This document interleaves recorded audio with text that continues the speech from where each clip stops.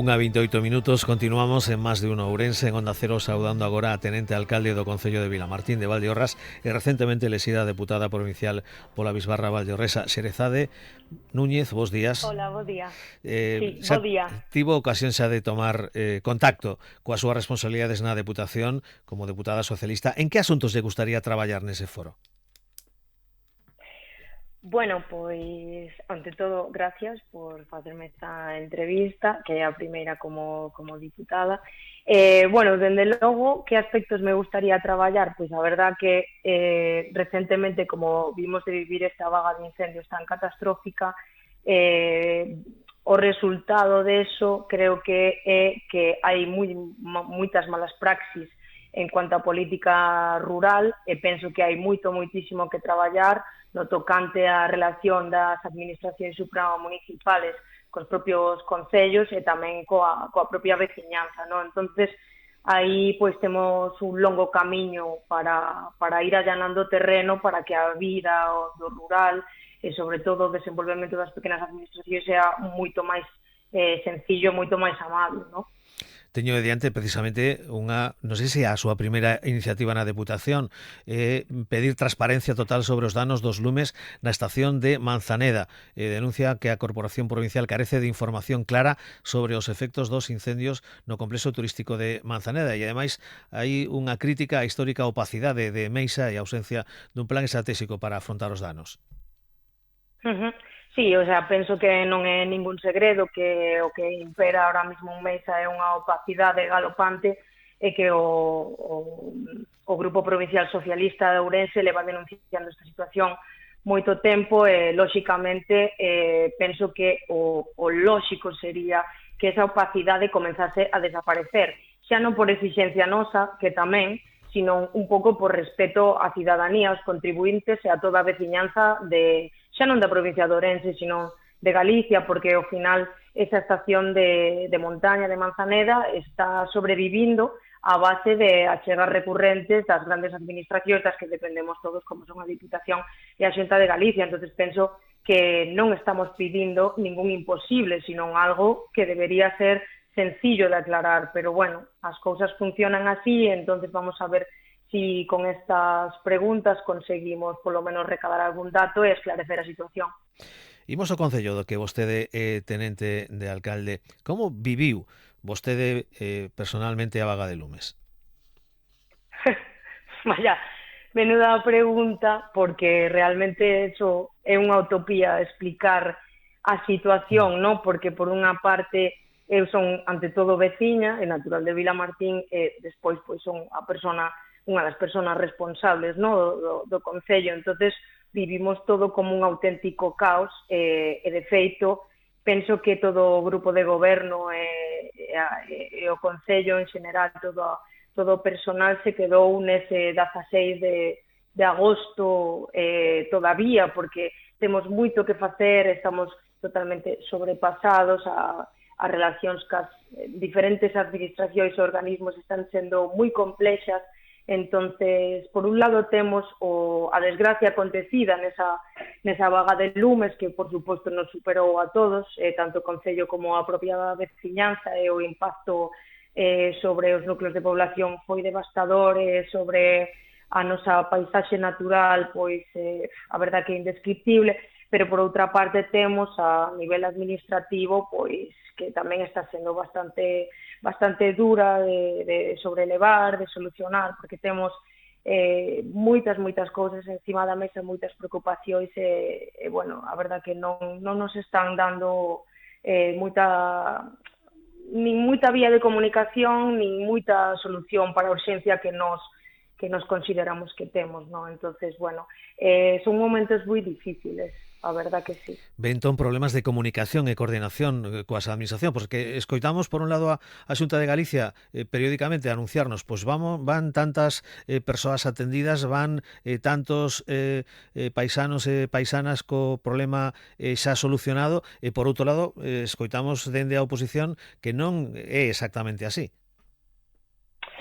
Vale, a ver, eu ante todo sí que vou a destacar a labor da Xunta, vamos a dar as gracias polo que están facendo, que tampouco é moito, pero sí que están facendo, vale, non lle vamos a quitar mérito. Que pasa? Que consideramos que a súa labor está sendo insuficiente.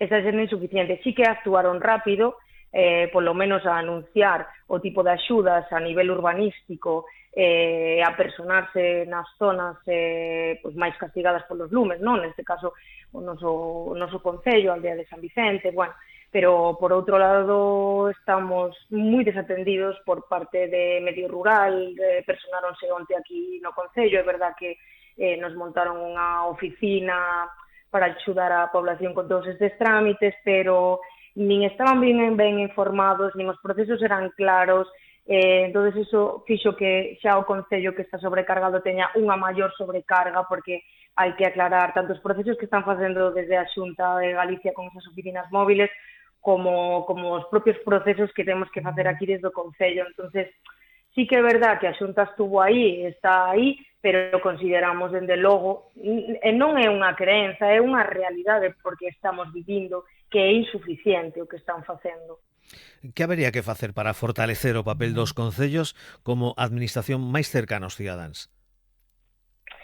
Mira, dende logo penso que os concellos, sobre todo falo polo noso, no? Polo concello de Vilamartín, porque é un concello que ten unha extensión moi grande, pero unha población, pois, aparte de que é envellecida, pois demográficamente é reducida, no? E penso que os concellos pequenos, sobre todo, están moi castigados porque non se ten en conta as necesidades reais que teñen estes concellos, porque somos a única administración que está preto dos vecinos, o sea, dos veciños, da veciñanza, a carón dela, coñece as súas necesidades, e o Concello, por outra parte, tamén ten outras necesidades. Nos o que vemos por parte das administracións supramunicipais é que estamos sobrecargados de deberes, de obligacións, pero sin ninguna ferramenta de actuación, ¿no? Entonces, parecenos moi injusto porque estamos verdadeiramente moi limitados. Entonces, debería facilitársenos, sobre todo as vías de comunicación, que a comunicación fose moito máis directa, máis clara e sobre todo máis rápida. Por outra parte, que tuviéramos certa autonomía para operar, porque non somos os principales conocedores do terreno, da veciñanza, como decía, e despois non temos medios para actuar, moitas veces perdémonos en laberintos administrativos, en esperas, en silencios. E claro, para nós é moi desesperante porque bueno, poderíamos facer moitas cousas máis das que estamos facendo, pero bueno, é nos complicado na situación no que estamos. Entón, penso que os concellos deberían ter moita máis autonomía e, sobre todo, moito máis valor dentro das administracións superiores. E mellor financiación? A ver, eso por supuestísimo. Por supuestísimo, necesitamos unha maior financiación porque somos os responsables de darlle unha calidade de vida á veciñanza, de que a veciñanza se senta acollida, que se senta segura, que se senta escoitada. E, sobre todo, eu que son unha persona que estudiei fora, vivi fora moitísimos anos e voltei aquí, porque, bueno, este é o meu sitio, sobre todo, xente como a min que volta, ou xente que directamente é nova e non marchou, que non dubide de que tomou unha boa decisión, e que se senta seguro e que senta que ten un futuro e que ten un progreso. Para eso necesitamos políticas rurales axeitadas que den resposta a través de financiación e de aportacións aos concellos, que den resposta ás necesidades, porque eso non o estamos vendo. As políticas que se están facendo agora, as políticas que imperan ahora mismo no rural, están pensadas desde as grandes urbes. E realmente costanos moitísimo aplicar esas leis dentro dos núcleos urbanos rurais, porque vemos que non teñen cabida. Entón, necesitamos financiación, por unha parte, e necesitamos que se nos axilicen, por suposto, todos os procesos a través de unha canle comunicativa ou unha chave, un representante entre concellos, desde logo. Voltando á Vaga de Lumes, situación especial a vivida no pobo de San Vicente de Leira. Podemos pensar en que o pobo pode rehabilitarse coas axudas nun prazo máis menos breve? A ver, gustaríame pensar que sí. Nos, desde o Concello, estamos apostando porque eso vai ser así. O Grupo Provincial Socialista tamén está apoiándonos en ese tema, moito, e todos queremos pensar que eso vai a ser así, pero necesitamos moita axuda. estamos un pouco xa sobrepasados con este tema, como che viña comentando ao principio, sobre todo no tema de estar pedindo colaboración e axuda que non che. Tiven a ocasión de estar ali en San Vicente de Leira e os veciños valoran moi positivamente a acción do alcalde durante a vaga e tamén na habilitación dun acceso de comunicación, porque o certo é que a comunicación non é a mellor para este pobo, é unha bella reivindicación. Hola. Perdemos a comunicación con Xerezade Núñez, deputada provincial do Partido Socialista, tenente alcalde no Concello de Vilamartín de Valdeorras. Preguntaba, decía Xerezade, que tiven a ocasión de estar en San Vicente de Leira e que os veciños valoran moito e ben a acción do alcalde durante a vaga e tamén na habilitación dun acceso de comunicación, porque o certo é que a comunicación non é a mellor para este pobo e segue sendo unha bella reivindicación. Sí, claro, a ver, en San Vicente deronse pues, unha comunión de desgracias, a verdad, porque entre que tiñan a vía de comunicación principal cortada e abandonada por parte da Diputación dende facía décadas, pois gracias a que o alcalde, o Concello tomou a batuta ca entrada de Luís Menor a Diputación, conseguimos darlle unha solución pasaxeira, que foi asumir eses últimos tramos, eses últimos metros de tramo para habilitar unha pista de emerxencia, porque sabíamos que en cualquier momento podía pasar cualquera cousa. Dende logo non nos imaginábamos que a envergadura da catástrofe iba a ser esta, ¿no? Pero bueno, aí tomamos unha boa decisión, foi unha cousa que se fixo ademais rapidamente e que vimos que foi unha decisión axeitada, ¿no? Contra todo pronóstico, porque sí que tuvemos un montón de detractores, pero bueno, axudamos moito neste tema de emerxencia. Despois, polo que me comentabas de rehabilitar o pobo de San Vicente, nos apostamos dende logo a que sí que vamos a conseguir, custo que custe, e leve o que leve.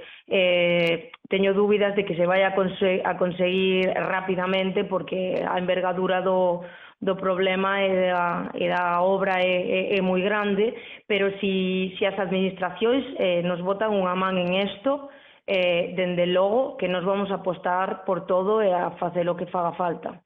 Por último, que papel debe xogar, dende o seu punto de vista, a Deputación na relación cotiá e cercana cos concellos? Bueno, dende logo penso que ten que ser esa chave de unión entre outras administracións que se relacionan os concellos, administracións e organismos supramunicipais, porque é a que ten capacidade de recepcionar e de articular todos os recursos e de dar cabida e atención moito máis rápido que calquera administración. Entonces, penso que hai un papel moi importante que ten que desempeñar, sobre todo en situacións como esta, porque é a administración máis cercana que temos en este sentido e axudaríanos moito, a verdad. Entonces, bueno, iso é o que penso. Bueno, e un motivo para chegarnos a Vilamartín de Valdeorras, un atractivo. Bueno, pois, a pesar de que nos ardeu o 100% da masa forestal, bueno, seguimos tendo unha zona do río Sil que, bueno, non estuvo tan castigada polos lumes aquí, que sigue sendo preciosa, temos zonas de entorno natural que conseguimos salvar e que bueno, que poden ofrecer, dende logo, unha xornada maravillosa de relax e bueno, sobre todo disfrutar da gastronomía e do viño, que aquí somos os emperadores do godello, iba a decir os reis, pero bueno, non quero entrar en esa polémica, pero bueno, temos un dos mellores godellos do mundo, as mencías tampouco lle fan sombra, entonces, oye, sempre está ben disfrutar de Valdeorras en ese senso. Excelentes viños, por certo. Xerezade Núñez, tenente alcalde de Vilamartín de Valdeorras e deputada provincial, grazas por atender a chamada Onda Cero e ata unha nova ocasión. A vos, ata logo. 1:42 minutos, continuamos nesta sintonía, Más de Uno, Onda Cero.